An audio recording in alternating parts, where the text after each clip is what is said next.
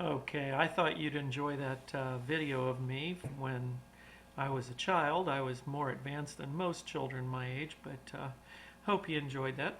As we start talking about general principles of development, and when we talk about this, generally speaking, if you just think of it this way, development tends to follow a predictable pattern, especially in newborn babies. Development, if you think of it from a physical standpoint, if you put your hand at the top of your head, development goes from the head down, and then from the center of the body, think of the center of the chest, out. So if you think top down or head down, center out, that's the development pattern for newborn babies. Now, what I mean by that, okay, if you take, for example, if you start at the top of the head and you move your hand down, the first thing you come to is your eyes. Research tells us that little infants within 30 to 45 minutes after birth can begin to track brightly colored objects with their eyes. They gain control of their eyes. They start being able to physically move their eyes in specific patterns, specific directions. So that's the first thing they gain control of. Second thing is the mouth. And you think of every baby being born knowing how to suck. But in reality, it sometimes takes them a little while before they know how to attach to either a bottle or a breast to get food. It takes them sometimes up to about a day. Um, that's why a lot of times newborn babies you'll hear, oh, they were born at 7 pounds 9 ounces, and then the second day they weigh them and they're 7 pounds 5 ounces. Well, that's because they basically haven't had food for about a day. They haven't eaten as much. So that's one thing you notice. But it takes a child a little bit to understand how to suck on a bottle and be able to get nourishment from it. So now if you continue down, the next thing would be the neck. And if you notice, little kids, it takes them a while. You always have to support that neck, support the head. But eventually, like if they're laying on the floor or laying on a blanket, you'll notice and they'll start propping that head up. They start moving that head around to look and see what's going on. And so they've kind of gained control of the neck. And then you keep going down, and the next thing would be the waist. And little babies occasionally, they after 2, 3 months, what have you, they finally get to the point where they can kind of move that waist around to the point where they can roll over. And then eventually they gain control of the knees and they start being able to crawl. And then the last thing would be the feet and being able to stand up and eventually walk. So that's what we mean by head down. Now, center of the body out. What we're talking about is if you think about putting your hands in the center of your chest and going outward. If you look at a newborn baby and think about, okay, when they move their arms, they literally move it as one big, huge unit. It's like everything's moving from the shoulder, but the elbow, the wrist, the fingers are not really moving. I mean, they're just everything's going as one big solid unit. And then eventually they gain control of the elbow and they start moving their arm in different directions. And then lastly, the wrist and the fingers. So that's kind of what we mean by general principles of development, especially in newborns.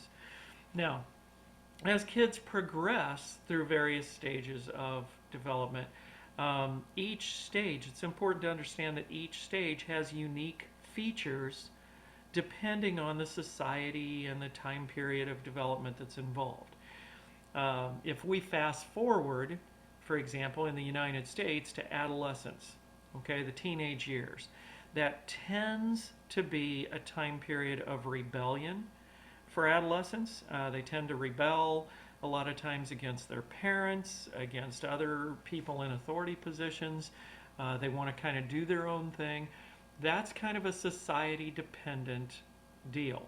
That rebellion does not take place in every society. That's something that's kind of unique for our particular culture. that takes place. So it kind of depends on the society and then the time period that we're really talking about. Now, as far as development goes in terms of early development, late development, what's most important? Well, psychologists believe, for the most part, that early development is more important than later development.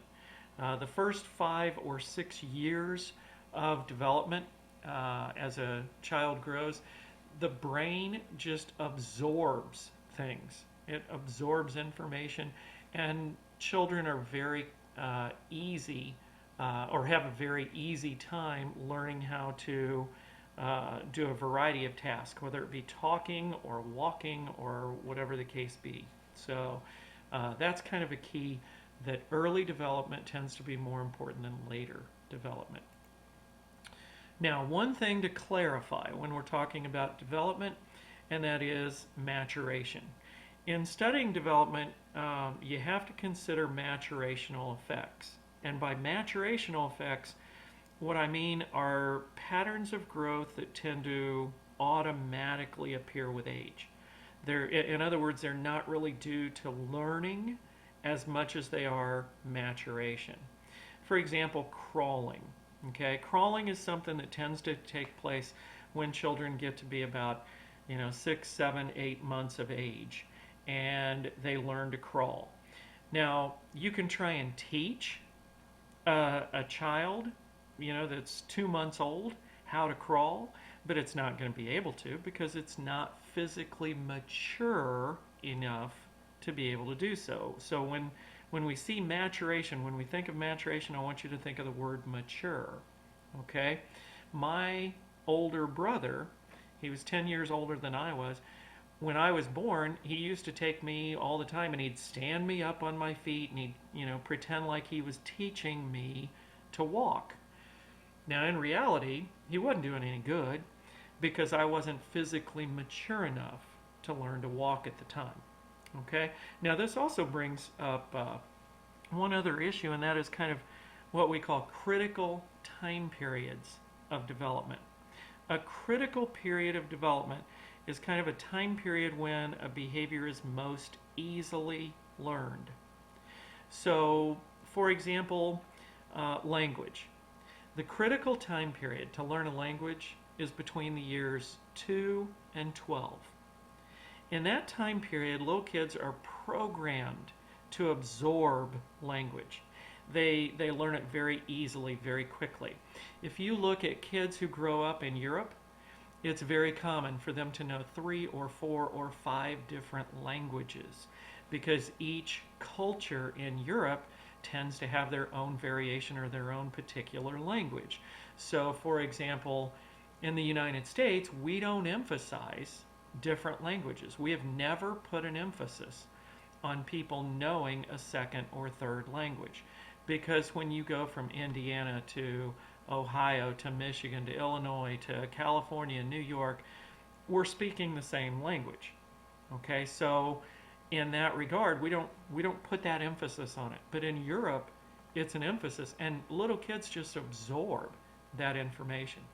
Now, if you think back, most of you did not really start studying a foreign language until you got to be 14 years old. You were probably a freshman in high school.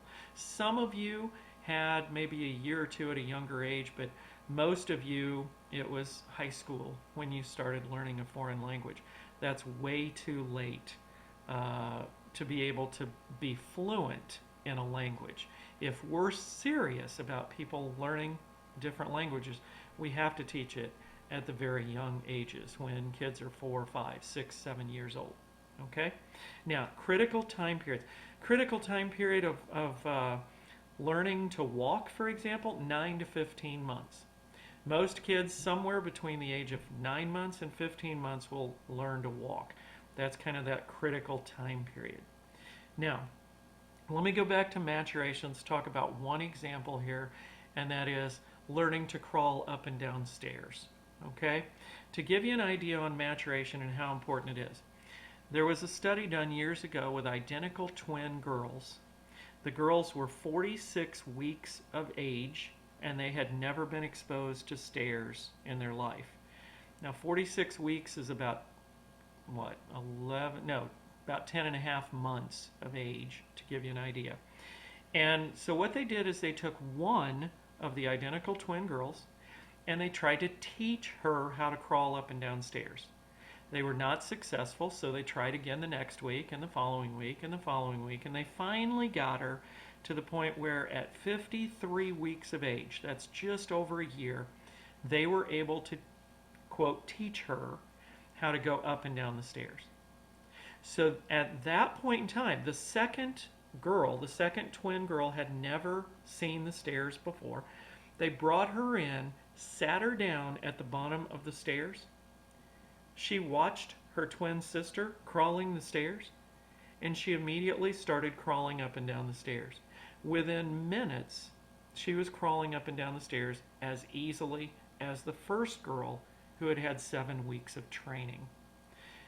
The reason I mention that experiment is because that's an example how maturation was much more important than learning when we talk about that behavior. So when we talk about kids learning how to do things, you have to understand that the maturation has to be there. It has to be, the child has to be maturationally ready for whatever the task is.